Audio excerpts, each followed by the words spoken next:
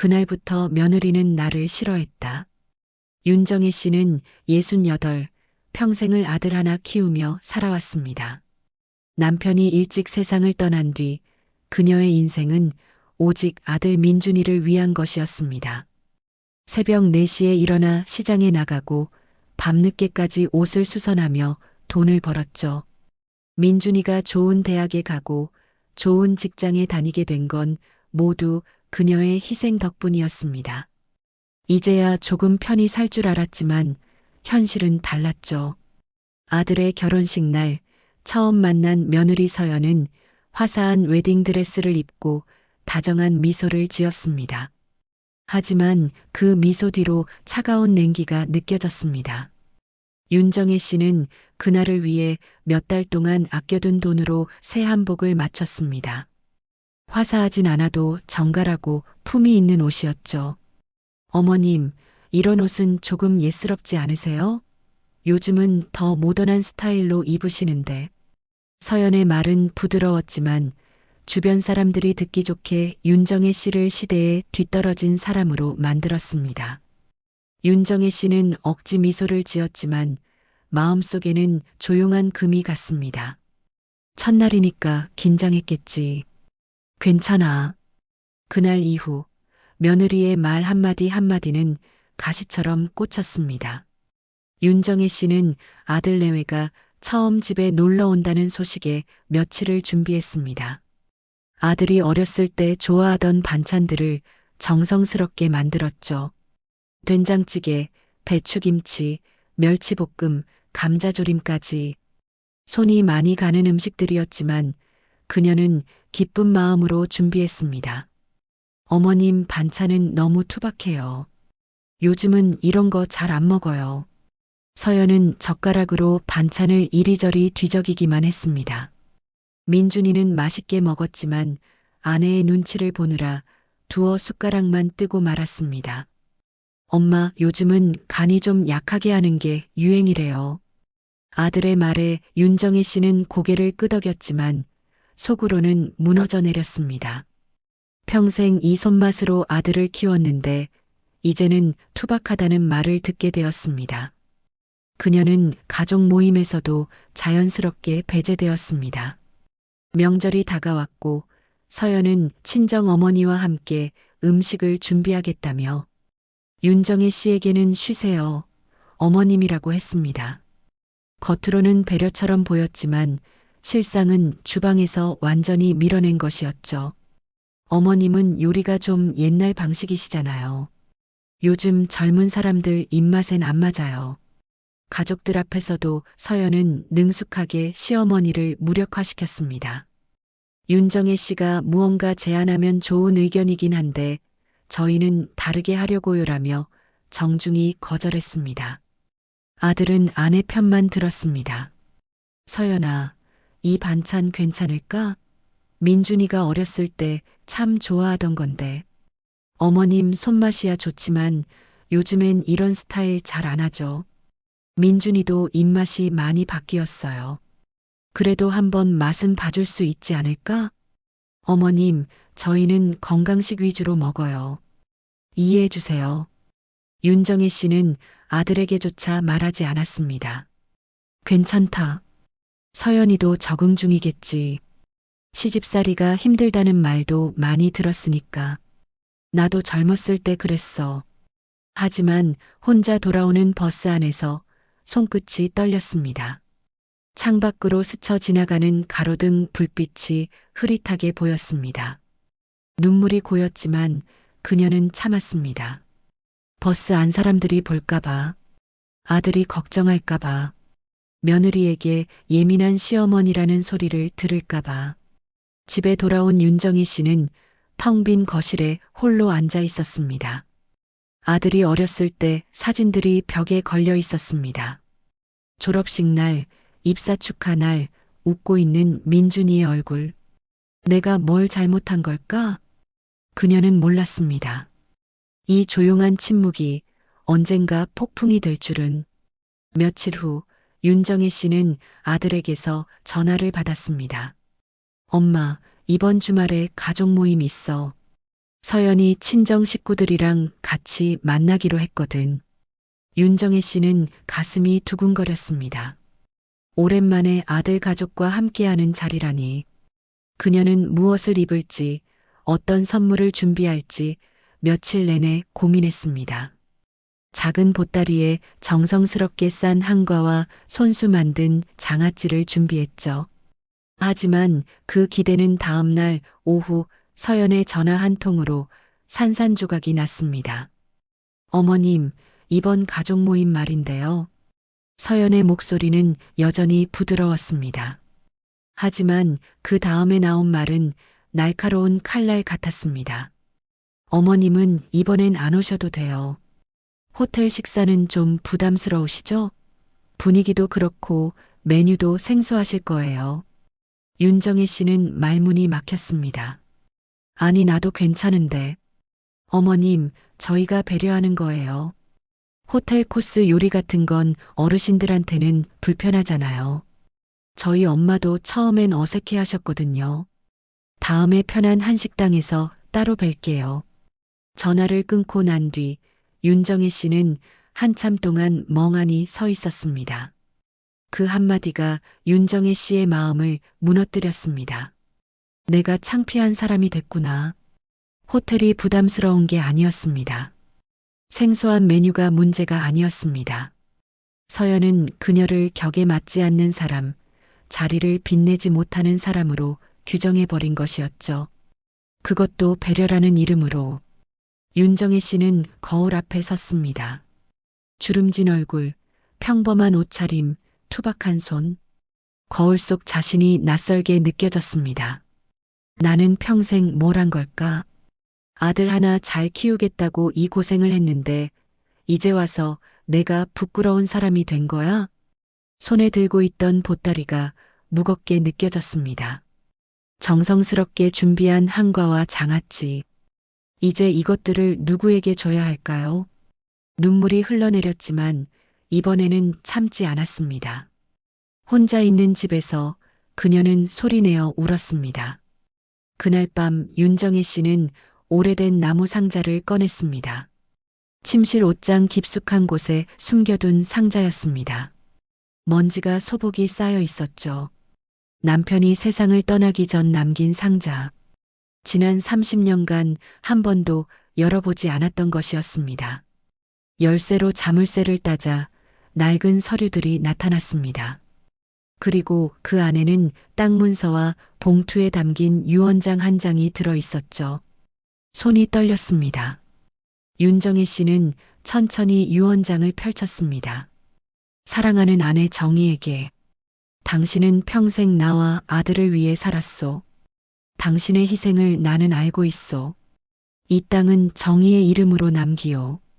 이 집안의 주인은 평생 가족을 지켜온 그녀요. 민준이가 자라서 이 땅을 물려받더라도 그것은 어머니인 당신이 허락할 때만 가능하오. 정희, 당신은 누구에게도 작은 사람이 아니오. 당신이야말로 이 집의 기둥이요. 당신의 남편 올림. 그 순간 윤정혜 씨의 눈빛이 달라졌습니다. 유언장을 읽고 또 읽었습니다. 남편의 글씨체가 선명했습니다.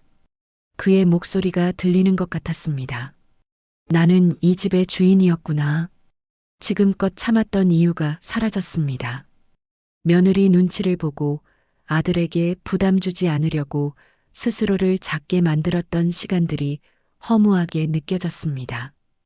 복수가 아니라 존엄을 되찾고 싶은 마음이 피어올랐습니다. 윤정혜 씨는 땅 문서를 펼쳤습니다. 서울 근교의 땅, 지금은 재개발 지역으로 지정되어 엄청난 가치를 지닌 곳이었습니다.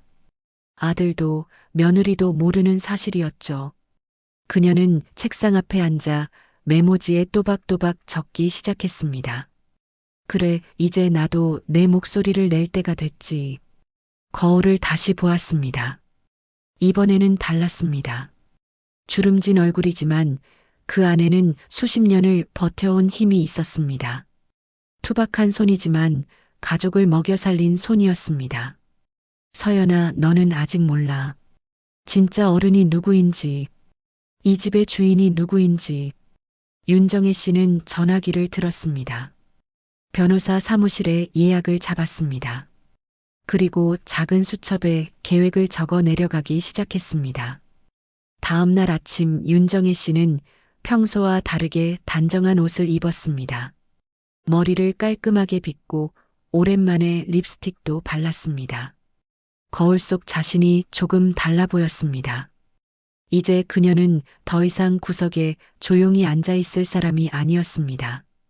폭풍이 몰려오고 있었습니다. 하지만 이번엔 그녀가 만드는 폭풍이었습니다. 그날 오후 윤정희 씨는 민준이에게 전화를 걸었습니다. 민준아, 오늘 저녁 서연이랑 같이 호텔로 나오렴. 내가 저녁 대접할게. 민준은 깜짝 놀랐습니다. 어머니가 먼저 호텔 식사를 제안하다니. 하지만 뭔가 달라진 목소리의 단호함에 거절할 수 없었습니다. 알겠어요, 엄마. 몇 시예요? 6시. 롯데호텔 스카이라운지로 와라. 전화를 끊고 윤정혜 씨는 옷장 문을 열었습니다. 오랜만에 꺼낸 검은색 정장. 단정하면서도 우아한 디자인이었습니다. 남편 제사 때나 입던 옷이었지만 오늘만큼은 전혀 다른 의미를 가졌습니다. 거울 앞에서 머리를 단정히 올리고 진주 목걸이를 걸었습니다. 화장은 옅게 하지만 또렷하게. 그녀는 자신의 모습을 찬찬히 들여다보았습니다. 이제 시작이야. 그날 저녁 호텔 연회장. 반짝이는 샹들리에 아래 하얀 테이블보가 깔린 우아한 공간. 며느리 서연은 여느 때처럼 자신감 넘치는 모습으로 자리에 앉아 있었습니다. 명품 핸드백을 테이블에 놓고 손톱을 들여다보며 시간을 확인했습니다. 민준아, 어머님이 왜 갑자기 이러시는 거야? 호텔이 부담스럽다며? 민준도 고개를 가웃거렸습니다. 나도 잘 모르겠어. 근데 목소리가 평소랑 달랐어. 그때 연회장 문이 천천히 열렸습니다. 윤정혜 씨가 걸어 들어왔습니다. 검은 정장에 진주 목걸이, 단정한 헤어스타일. 그녀는 더 이상 며느리 눈치를 보며 구부정하게 걷는 사람이 아니었습니다. 등이 곧게 펴져 있었고 걸음걸이는 조용하지만 확고했습니다. 순간 분위기가 싸늘해졌습니다. 서연의 눈이 커졌습니다. 민주는 자리에서 일어났습니다. 엄마. 윤정혜 씨는 부드럽게 미소 지었지만 그 눈빛은 예전과 달랐습니다. 서연은 억지로 미소를 지으며 일어났습니다. 어머님, 여기까지 오셨네요. 호텔 식사 부담스럽다고 하셔서 놀랐어요. 그래, 내 며느리가 주최한 자리인데 빠지면 안 되잖니. 나도 이런 곳 낯설지 않아.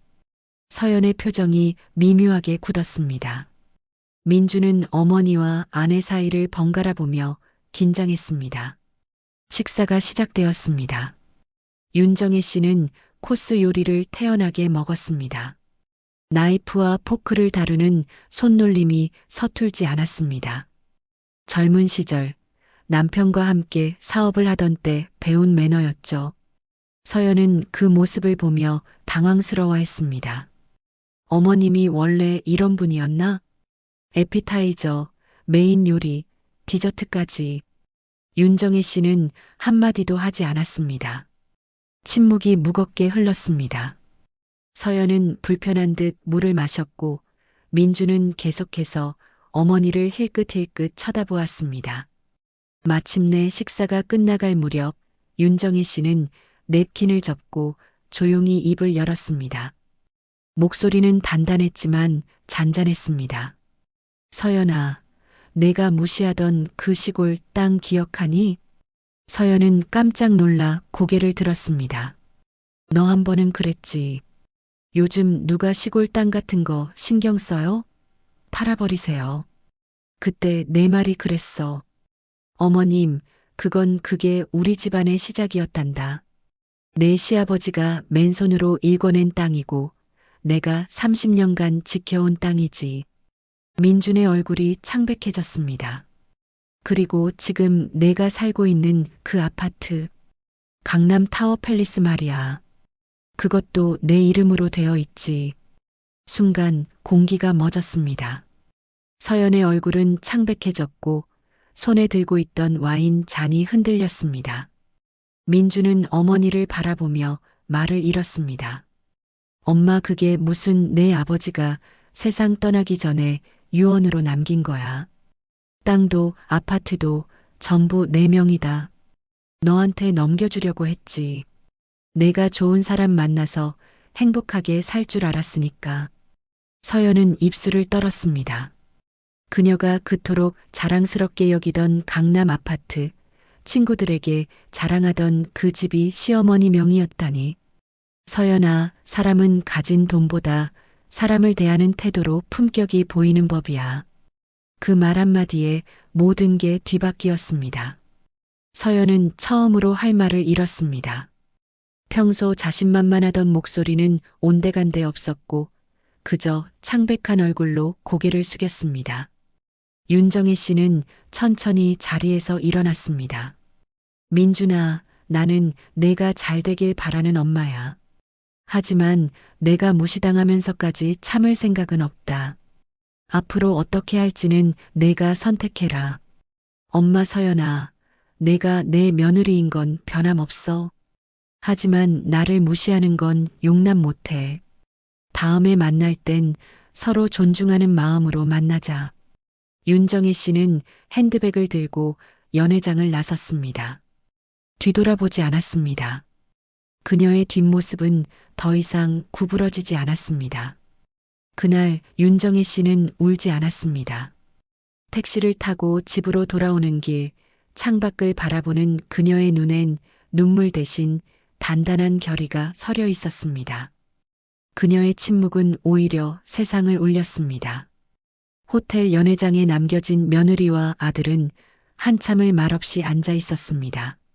서연은 처음으로 자신이 무엇을 잃었는지 깨닫기 시작했습니다. 그것은 돈이나 아파트가 아니었습니다.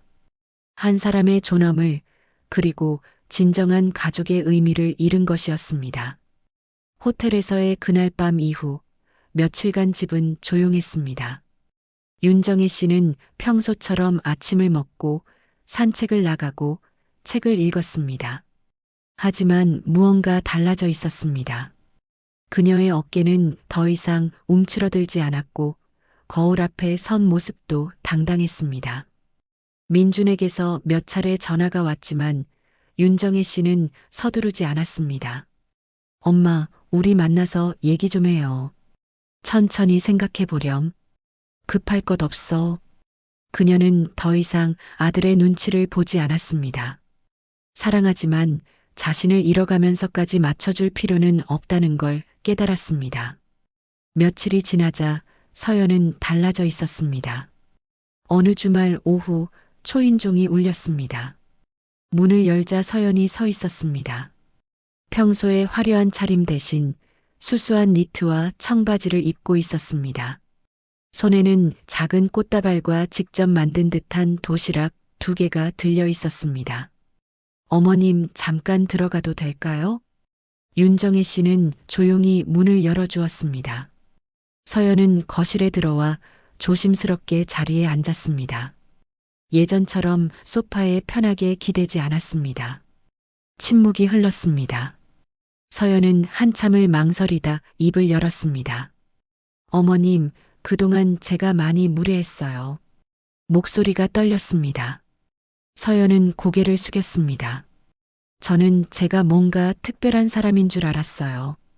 좋은 학교 나오고 좋은 직장 다니고 좋은 집에 살면 그게 전부인 줄 알았어요.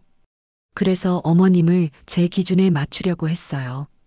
윤정혜 씨는 조용히 듣고 있었습니다. 근데 그날 밤 집에 돌아와서 생각했어요. 제가 가진 게 뭐가 있나? 명품 가방? 학벌? 그런 게 사람을 만드는 건 아니더라고요. 어머님은 평생 가족을 위해 사셨는데 저는 뭘 했나 싶었어요. 서연의 눈가가 붉어졌습니다. 정말 죄송해요, 어머님. 제가 너무 어리석었어요. 윤정혜 씨는 잠시 창밖을 바라보다가 부드럽게 말했습니다. 괜찮다. 사람은 배우면서 사는 거야. 어머님 서연아, 나도 완벽한 사람 아니야. 하지만 한 가지는 알아. 사람은 서로 존중해야 한다는 거. 며느리든 시어머니든 그건 마찬가지야. 네, 이제 알겠어요.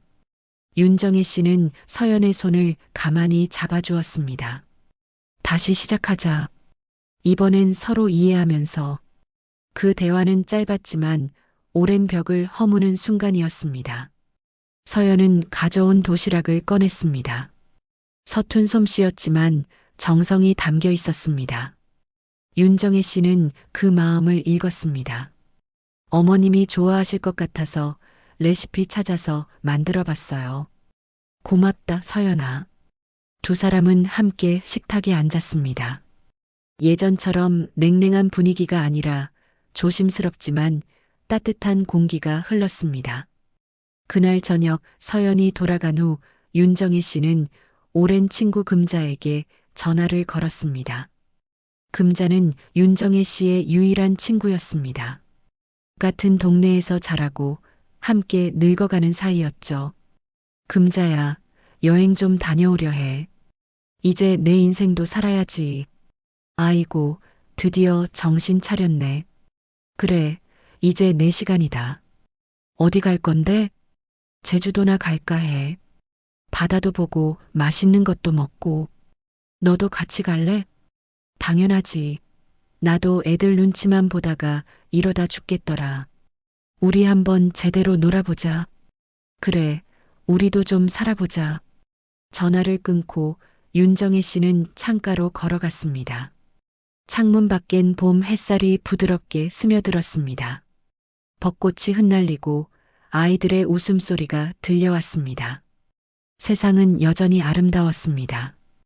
윤정혜 씨는 조용히 웃었습니다. 이제야 알겠네. 진짜 품격은 말이 아니라 행동에서 나오는 거야.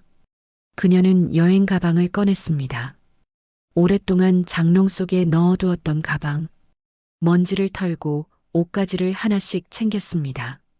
밝은색 블라우스, 편한 운동화, 선글라스.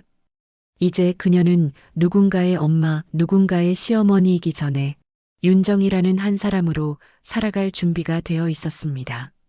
책상 위에는 변호사에게서 받은 서류가 놓여 있었습니다. 땅 문서와 아파트 등기부등본. 그녀는 결정했습니다. 서영과 민준이 진심으로 변한다면 그때 가서 천천히 물려주기로. 하지만 그것도 그녀가 선택할 일이었습니다. 며칠 후 윤정혜 씨와 금자는 제주행 비행기에 올랐습니다. 두 할머니는 창가 자리에 나란히 앉아 구름을 바라보았습니다. 금자가 말했습니다.